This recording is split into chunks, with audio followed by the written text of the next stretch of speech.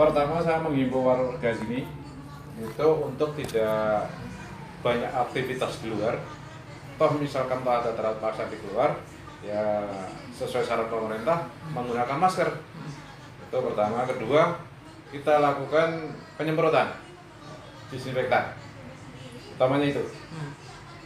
Terus yang lain tentunya juga kita nggak bisa ngawasin satu persatu.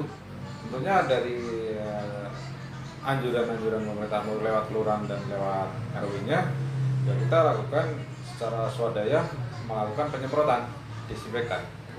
Nah, disinfektan sendiri kan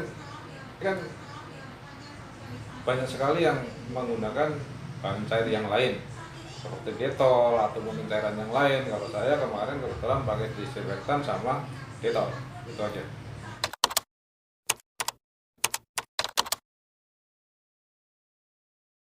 Kalau secara lingkungan saya lakukan baru 2 kali.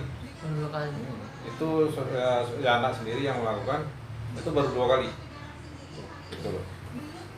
Kalau di rumah kebetulan alat semprotnya ada di saya. Kalau di rumah tiap hari, kebetulan di rumah itu ada aktivitas tiap hari habis sore saya semprot. Itu aja. Kalau secara umum baru 2 kali. Nah,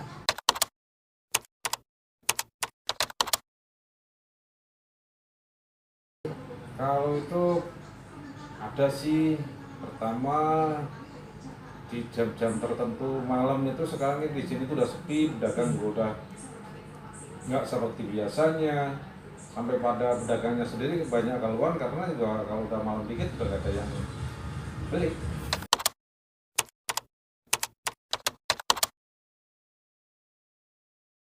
Ya kalau menurut saya itu hanya nama udah jelas dia itu belum punya pikiran positif terkait dengan penyebaran corona pastinya gitu. Jadi dia itu sifatnya masih cuek. Kalau saya perhatikan itu khususnya ya anak-anak kecil yang kurang pengawasan dari orang tuanya mungkin ya. Contohnya liburan panjang ini masih banyak sekali anak-anak kecil yang kalau ada apa itu yang suka keliling ngamen itu lari-lari pada bareng-bareng, itu kan karena kurang pengawasan anak kecil gitu aja. Umum alhamdulillah di lingkungan kita aman. Mudah-mudahan di RW 7 juga sampai saat ini mudah-mudahan juga nggak ada dan seterusnya dibanding di lingkungan tetangga.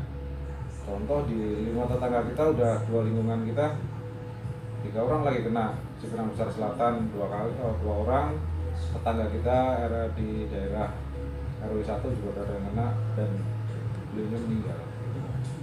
berarti untuk di wilayah sini masih aman ya Pak? Alhamdulillah sampai saat ini aman. Oke. Mudah-mudahan aman seterusnya. Amin.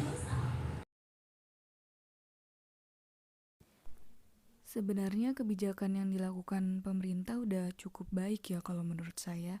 Apalagi soal PSBB atau pembatasan sosial berskala besar. Itu bisa memutus rantai dari virus corona karena kan gak ada perkumpulan, gak ada pertemuan, kita gak bersosialisasi. Orang-orang jadinya mengisolasi diri mereka masing-masing di rumahnya.